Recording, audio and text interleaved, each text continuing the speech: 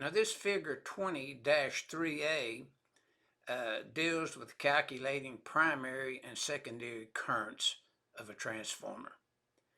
Now notice, before we can perform these calculations, we have to know the transformer's kVA rating, and in this case it's 25 kVA as shown in the diagram. The primary is 480 volt single phase. The secondary is 240 single phase. Step 1, we're finding the primary currents in the boxed-in information.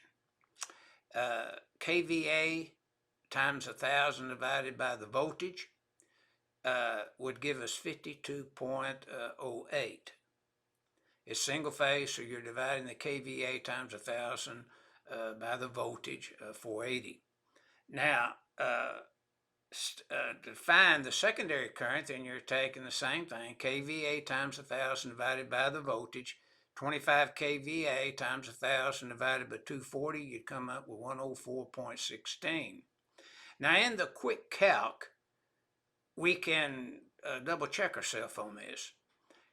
Finding the ratio, 480 divided by 240, primary and secondary, 2 to 1.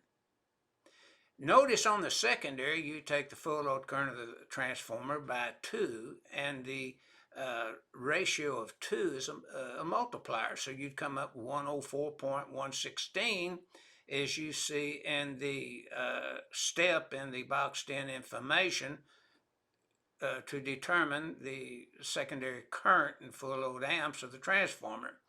But on the primary side, it's a divider, so you take 104.16 amp, divide it by 2, and you'd come up with 52.08.